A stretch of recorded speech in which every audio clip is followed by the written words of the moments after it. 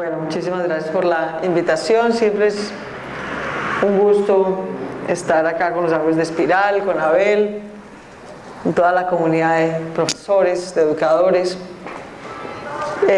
compartiendo algunas reflexiones sobre este tema que nos convoca esta tarde, que es el de la paz y la educación. Y yo quisiera compartir algunas ideas. Tal vez algunos las han escuchado antes, no que tenga ideas nuevas desde la última vez que conversamos. Y empezar por decir lo siguiente: yo creo que la mejor función y la principal función que puede cumplir la educación en un eventual proceso de paz es seguir cumpliendo de la mejor manera posible y mejorar la oferta de educación con calidad desde primera infancia hasta la universitaria. Es decir, no creo que haya que, digamos, inventarse que la contribución de la educación a la paz un poco es salirse de ese marco, digamos, y empezar a ofrecer procesos de formación para la reconciliación o procesos de formación para la reincorporación de víctimas o procesos de educación particular para desmovilizados o procesos. Seguramente el Estado desarrollará, digamos, programas de ese tipo focalizados a este tipo de poblaciones, víctimas, victimarios, excombatientes, comunidades que van a tener que acoger a los unos y a los otros, convivir. Pero me parece que la gran oportunidad y el gran desafío que tiene la educación como sector no es ocuparse de ese asunto puntual, que evidentemente el Estado tendrá que hacer porque se requiere, sino aprovechar, digamos, la coyuntura del fin del conflicto armado, el fin de la guerra, para que la educación adquiera el lugar de prioridad que le corresponde en la sociedad, en la inversión pública y en la acción estatal. Uno de los sectores relegados, digamos, evidentemente ha sido educación. Desde todos los puntos de vista. Digamos, hasta hace pocos años la gran prioridad es la seguridad y la defensa, ¿no? Pues va a ser el cuatrenio de la paz. Digamos, el otro día que estaba en un desayuno que me invitaron muy amablemente los muchachos del Pacto Nacional por la Educación, que han estado trabajando en eso y tal, y entonces decían, nuestra gran prioridad como proceso social es volver la educación la primera prioridad de Colombia. Yo les decía, eso me parece muy bien, pero creo que hay que ser realistas. La gran prioridad de Colombia estos 4 años va a ser concretar la paz, y esa es la prioridad nacional correcta. Y lo mejor que puede hacer la educación para lograr el lugar que le corresponde es no ponerse a competir con esa meta, que es la meta nacional, insisto, correcta, acertada para la coyuntura, sino saberse, digamos, articular con el propósito de la paz y darle un sentido concreto para el sector educativo.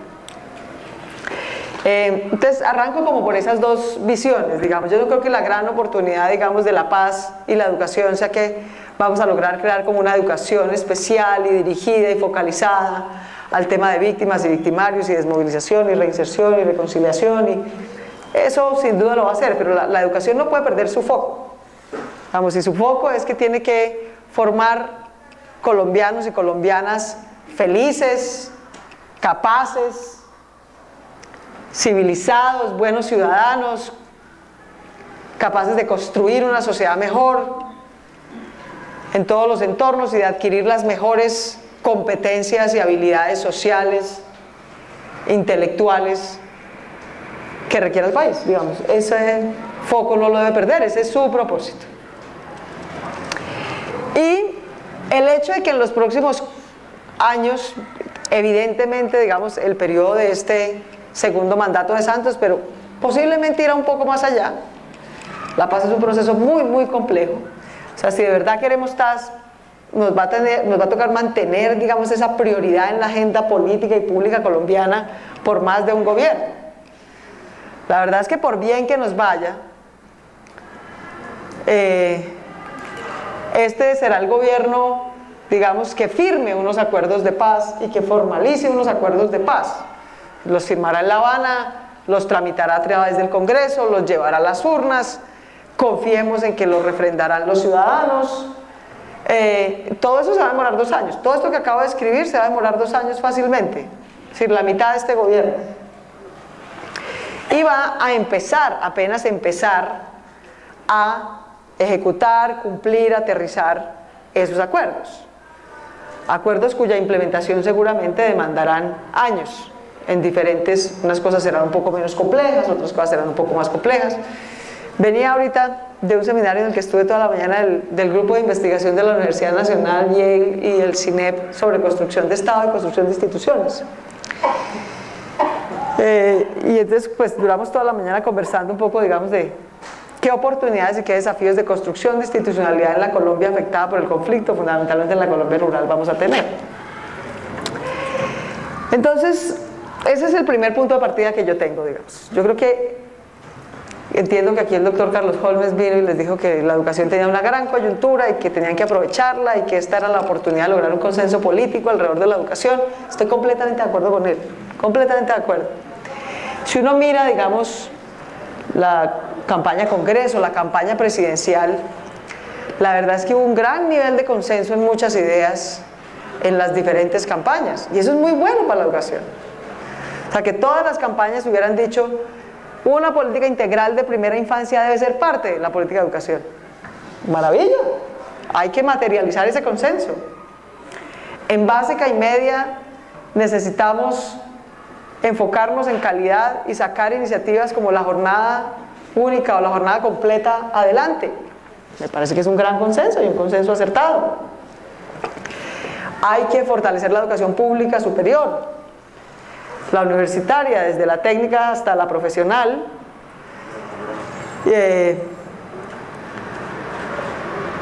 Pues extraordinario.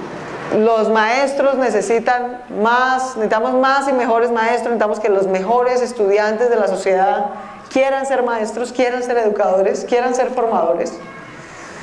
Y necesitamos crear los incentivos económicos, institucionales, sociales para que eso sea así. Necesitamos más y mejores maestros, mejor remunerados, mejor evaluados. Extraordinario. Nombro esos 4, tal vez haya otros más. Entonces, eso es bueno cuando desde diferentes vertientes ideológicas, políticas, partidistas, se empieza, digamos, a coincidir en propósitos. Pues eso es maravilla, porque le abre un espacio a un tema que antes no lo tenía. Entonces, eso es cierto, digamos, y esa coyuntura hay que aprovecharla. Y yo creo que, para decírselos en términos concretos, en el escenario nuevo en el que estoy, que es el Senado, yo estoy segura que eso va a ser un caldo de grillos, pues, si uno trata de sacar la reglamentación del marco jurídico para la paz, pues, pucha, eso lo vamos a sacar porque toca sacarlo, pues es parte de los ingredientes de la paz y hay que sacarlo. Pero eso seguramente va a suscitar debates muy álgidos, muy controversiales, muy difíciles. Seguramente nos va a tocar irnos pues a voto limpio y pues lograr la mayoría va a ser complicado. En cambio, si uno está tramitando, espero que no me gane la primera parada, pues, pero confío en que cuando estemos tramitando la propuesta de cómo incorporar la política de primera infancia y la financiación a esa política como parte, digamos, de la política pública y quién la presta y cómo, etcétera, alrededor de eso haya un consenso mayor, digamos, y una suma de bancadas que van a lograr, digamos, construir un consenso con el gobierno alrededor de eso, con un caldo menos de grillos. Eso creo que va a ser posible y hay que trabajar en esa dirección. A mí mucha gente me pregunta como, desde cosas, digamos, que a mí me parecen increíblemente triviales, pero es increíble la cantidad de veces que me preguntaron eso hace 15 días, es como, ¿usted va a saludar a Uribe? Es obvio que lo va a saludar, pues lo va a ver todos los días, como no lo va a saludar. Hasta cosas, digamos, un poco más sustanciales que tienen relevancia para lo que estoy diciendo, como, pero ¿cómo? ¿Usted estaría dispuesta a votar cosas en conjunto con Uribe, con los centros? Pues obvio, si los niños tienen una buena idea, claro que la votaré con ellos. Por ejemplo, en esto de educación, el chiste es sacarlo con ellos, no a pesar de ellos, si estamos de acuerdo en unas ideas. Entonces yo sí creo que para efectos, digamos, y eso para, digamos, representar el tipo de consenso y de oportunidad del que estamos hablando en un escenario muy particular que es el Congreso, pero eso mismo está pasando por fuera. Las diferentes iniciativas como Empresarios por la Educación, los muchachos del Pacto por la Educación, muchas iniciativas, digamos, que venían un poco aisladas o trabajando en paralelo, están convergiendo, eso también es una gran oportunidad. Las prioridades se van clarificando. Las prioridades se van clarificando. Yo creo que el tema adicional que a mí me interesa, estos 4 que mencioné hacen claramente parte de mis prioridades, de mi trabajo. Hay un tema adicional que para mí es una gran prioridad y en la que estoy segura que no va a haber tanto consenso. De hecho va a haber un disenso grande, que es en mejorar la calidad, la inspección y vigilancia de la educación superior privada, donde hay un agujero negro, el estafadero que es la inmensa mayoría de las universidades privadas de Colombia. Es increíble y nadie hace nada, nada. Yo aquí venía para este foro y bajé por la 39 y está la corporación todavía del señor Moreno de Caro, que ofrece educación superior, que ofrece ser ingeniero por 539.000 pesos en 3 semestres. Y el señor lo puede ofrecer. Todos sabemos que es paja, que es un robo, que nadie va a ser formado ingeniero en 3 semestres de 539.000 pesos. Todo el mundo sabe eso. El Ministerio de Educación, todo el mundo sabe eso. Y sin embargo el señor tiene ese aviso colgado porque seguramente debe tener un registro público que le permite ofrecer ese programa. Y porque hay una gente que va y lo paga y cree de verdad que en 3 semestres va a ser ingeniero, ¿no? Entonces es como una especie de robo permanente, institucionalizado y autorizado al que nadie le mete la mano. Pues le vamos a meter la mano. Es una de nuestras grandes prioridades en el Congreso, es hacer ese debate, es lograr cambiar la reglamentación que haya que cambiar para que eso no siga siendo así. Y si eso pasa en la mitad de Bogotá, en la 39 con séptima, pues no me quiero imaginar qué pasa en Montería, ni en Caquetá, ni en Putumayo, ni en La Guajira, ¿no? O sea, no me quiero ni imaginar, pues. En el Cesar, en fin. Entonces, ahí sí estoy segura que va a haber un gran disenso. Porque la razón por la que eso pasa no es porque todo el mundo sea ciego, ¿no? O decida fingir demencia eternamente, sino porque esto es un gran negocio en el que están metidas muchas personas con poder político y con poder económico. Esto para decir que el día que inicie ese debate va a haber más gente por conflicto de interés por la educación superior privada sentados en ese Congreso que para políticos. Tengan la certeza.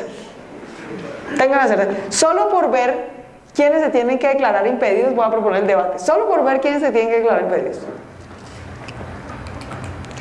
Así que ese que es un quinto tema que yo creo que tiene que hacer parte de nuestras prioridades en nuestra plataforma de educación, lo saco desde ya del famoso consenso y esta visión un poco rosa de que todo lo vamos a sacar adelante juntos y todos estamos de acuerdo.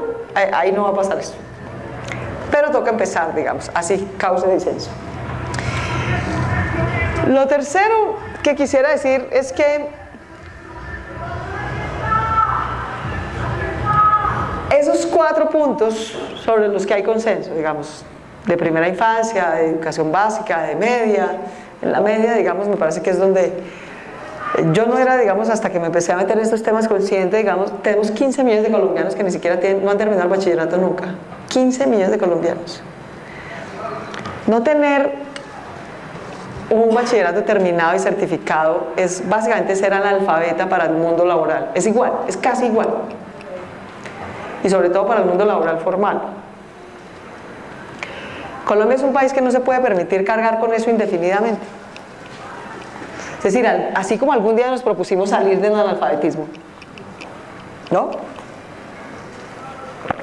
Ahora tenemos que salir de este analfabetismo que es un analfabetismo real frente al mercado laboral.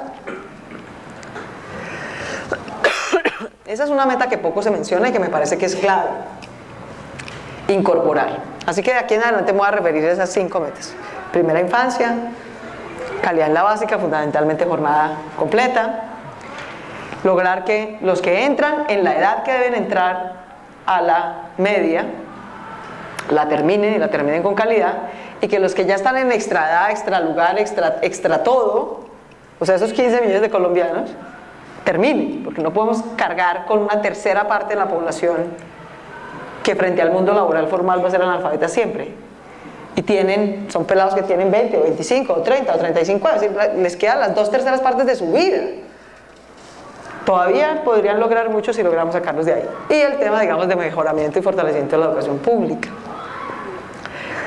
La contribución real del sector educativo a la paz es no perder el foco en esas prioridades, es no dejarse tentar por meterse en 10 cosas más, en 10 metas más. Yo creo que estas ya son 5 metas súper ambiciosas, todas posibles,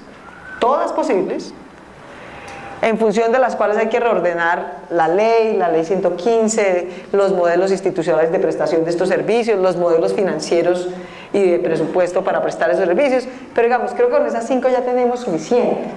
El que mucho abarca, poco aprieta. Entonces mi primera recomendación ahora que están ustedes, digamos, ahora que la educación es la niña bonita, es no dejen perder el foco, no se van a dejar encarretar con que ahora la educación lo que tiene que ser es la gran educación del trabajo, la gran educación de la reconciliación. No, la gran contribución de la educación es cumplir estas 5 metas, punto. Y lo que sí creo es que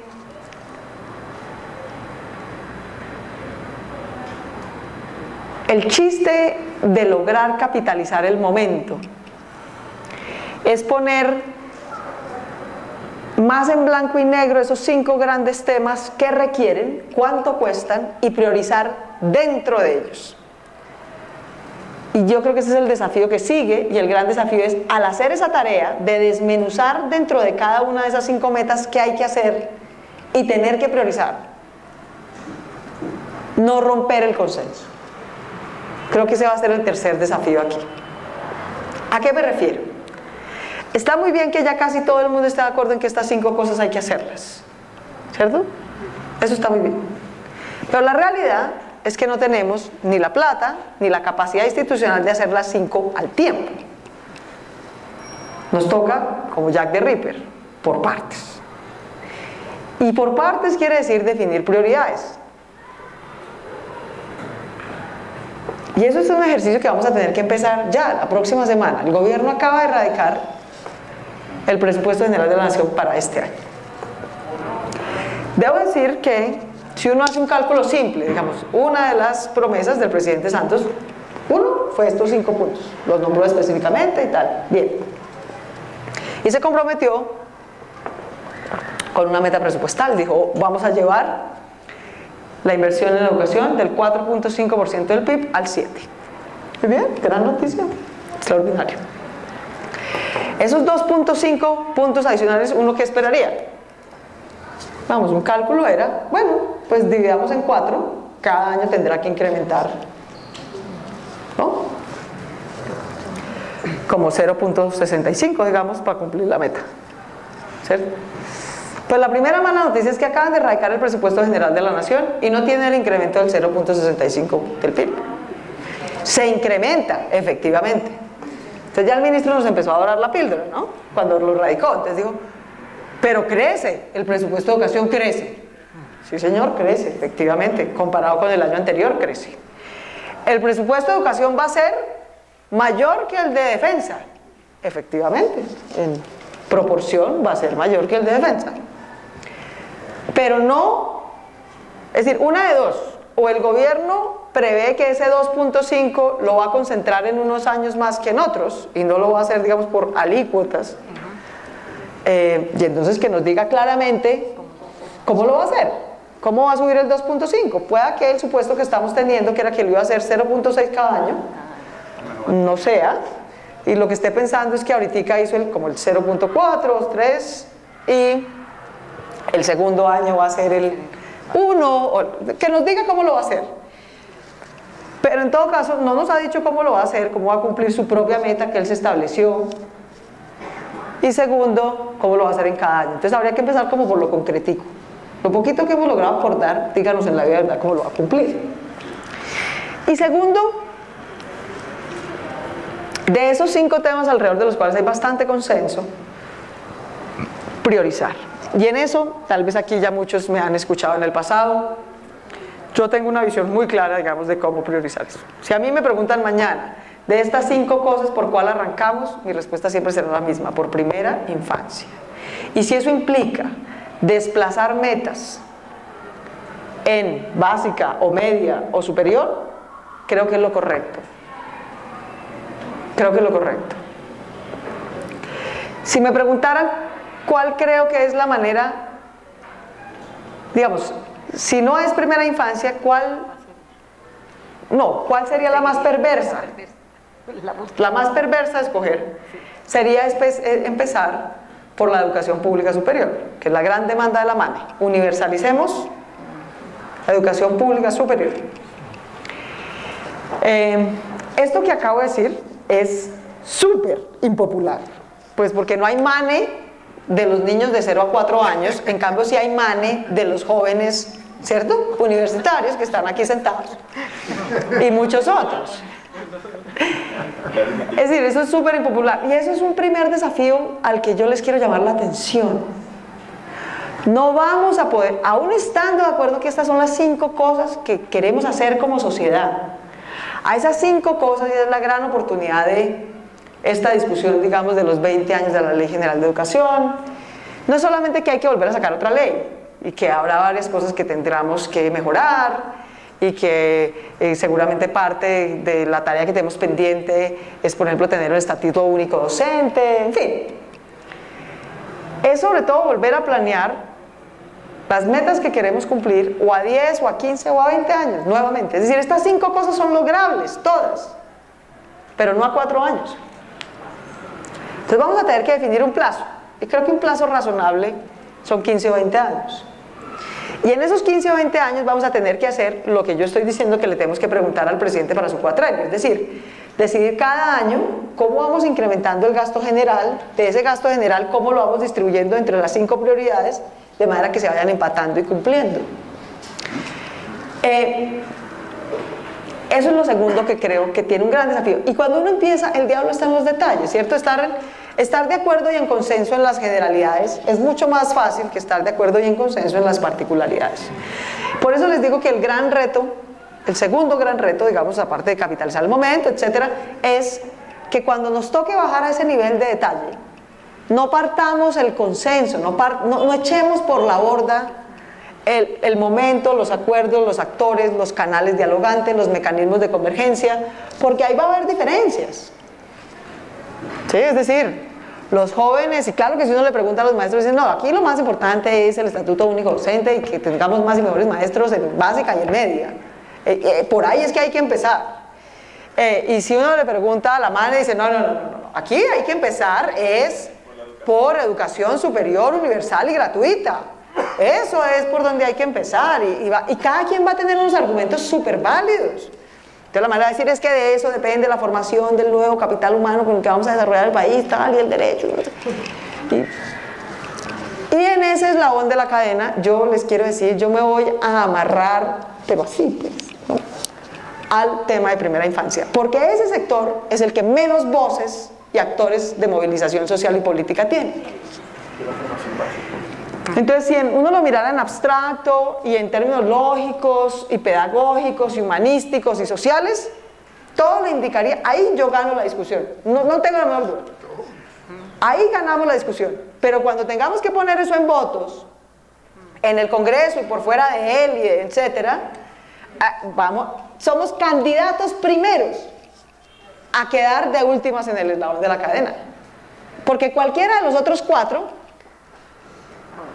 tiene más actores, tiene más respaldo. Entonces yo los invito a que nos inventemos una manera de, esto que acabo de describir no es un problema, no es algo malo, es un hecho. Así es la sociedad, así funciona la política, así funcionan los actores sociales. Entonces yo lo que creo es que muy rápido es ahorita en el plan de desarrollo, muy rápido. Tenemos que inventarnos una manera institucional que nos obligue a todos, como sociedad, como gobierno, como sindicatos, como jóvenes, como ciudadanos, a amarrarnos a esa prioridad, a amarrarnos a que ese es el primer punto. El resto lo podemos dejar, digamos, un poco a discusión. Y ese va a ser, digamos, un poco el enfoque, les cuento, que yo voy a tener, digamos, en esta discusión del plan de desarrollo. Decirles, mire, todo conspira contra que esta, que es la prioridad lógica, termine siendo la prioridad. Todo conspira. Aceptemos eso. Y institucionalicemos ese primer punto ya. Y en los demás seguimos discutiendo, ¿no? A ver qué equilibrios y tal, porque realmente de ahí para adelante no es tan obvio el orden, debo decir. De ahí para adelante no es tan obvio el orden. Sobre que ese debe ser el primer punto del orden, hay muchos argumentos y puede ser bastante lógico, pero de ahí para adelante, en los otros 4 puntos, no es tan obvio cuál debe ser segundo o tercero, o empezar con más o empezar con menos. Ahí cabe un gran nivel de discusión. Entonces, eso es el tercer paso, que yo creo que los que creemos que la principal contribución de la educación no es desenfocarse, no es empezar a buscar metas nuevas sobre la reconciliación, sobre el empleo, sobre la productividad, no, ya tenemos consenso en 5 cosas, no nos desenfoquemos. Y segundo, en cumplir esas 5 cosas en un plazo razonable. Estoy proponiendo 15 años, por ejemplo, o 20. Mi tercera invitación sería esa. Busquemos cada uno la manera de forzarnos de buena gana y comprometernos a que el tema de primera infancia sea por donde arranquemos duro. Mi cuarto punto sería, mi cuarta contribución, si la educación de verdad quiere cumplir con estos propósitos, esta lógica que lo he mencionado, su segunda gran prioridad no es ninguno de estos 5 temas. O sea, son los 5, o sea, primera infancia, ¿cierto? Los otros 4 los vamos acordando.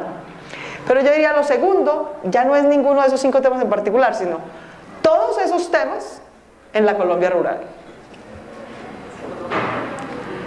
La Colombia rural, que es la mayoría de los municipios colombianos, la Colombia rural, que son 15 millones de colombianos, está mucho más atrasada por donde usted la mire, por donde la mida, por donde la coja. Mida lo que usted quiera medir, está más atrasada. Entonces, si de verdad queremos que la educación sea un vehículo para construir paz, equidad, una sociedad igualitaria, más democrática, su gran contribución tiene que ser que en cada sector, y en particular la educación, que además puede tener unos efectos multiplicadores sobre otros sectores muy grandes, se comprometa con cerrar la brecha rural-urbana. Y ahí pasa exactamente lo mismo que pasa con primera infancia, que podemos estar de acuerdo, lógicamente, con argumentos, pero en la práctica social y política todo conspira contra que lo rural sea prioridad sobre lo urbano. Todo conspira. Porque los de las ciudades somos, empecemos por una cosa tan simple como que los de las ciudades somos mayorías. Así que si propusiéramos el tradicional método democrático, siempre les vamos a ganar a los rurales, siempre. Por donde sea que votemos, por como sea que decidamos escoger democráticamente, y sería democrático, siempre le vamos a ganar al mundo rural, los urbanos. Yo creo que esa es la cuarta gran contribución que tenemos que hacer. Es forzarnos en nuestro diseño institucional, en nuestras prioridades prácticas, sociales, políticas, etcétera, a poner lo rural como prioridad en estos 15 años, para esos 5 puntos, para los 5, dirigidos a la Colombia rural más que a la Colombia urbana. Y cuando uno dice prioridad, es prioridad, o sea, es que le mete más billetes, que empieza por allá, o sea, todo lo que volver a alguna prioridad tiene. Prioridad no es decir qué es lo importante. Si prioridad fuera decir qué es lo importante, sería muy fácil. Priorizar es decidir qué de lo importante no hago en función de lo único que decidí hacer porque es prioridad. Por eso es que es tan duro priorizar. Porque si los recursos fueran ilimitados y las capacidades fueran ilimitadas y uno pudiera hacer todo al tiempo, pues no habría que priorizar. Priorizar es decidir, no es qué es importante y qué no. Es decidir de esas 5 cosas que es importantes, cuáles no voy a empezar a hacer hoy. ¿No? Eso sería mi cuarta recomendación, si la educación de verdad quiere cumplir un propósito para la paz. Y la última es incorporar, no sé muy bien cómo, les debo decir, no sé muy bien cómo, pero tratar de incorporar en los contenidos, modelos, en todos los niveles de educación, desde cero hasta siempre, pues desde educación temprana en primera infancia hasta superior en cualquier nivel. Políticas y criterios muy claros de inclusión social. Es decir, ¿a qué me refiero con esto? Si todos los seres humanos fuéramos igual, tuviéramos las mismas oportunidades, ¿cierto? No hubiera clases, no hubiera diferencias, no hubiera... Aún en ese escenario, lo lógico sería empezar por primera infancia. ¿Sí? Lo lógico sería empezar por primera infancia. Pero cuando digo inclusión social es reconocer que hay diferencias que se generan posteriores, otros tipos de grupos poblacionales, que requieren tener un enfoque claro de incorporación, digamos, a la educación.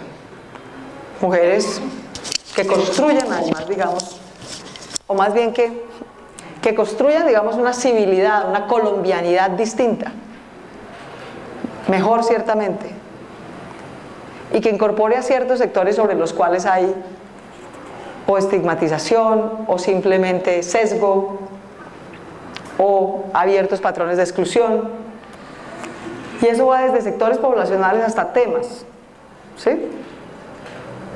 Yo creo, por ejemplo, que, y bueno, a la luz de las discusiones recientes parece que todavía es un tema, pero digamos, el tema de educación sexual y reproductiva, como lo consagra la Constitución del 91, no la Iglesia ni la Procuraduría, que tienen unas visiones particulares súper respetables, pero no son las de la Constitución, que es la única norma de normas para todo el mundo.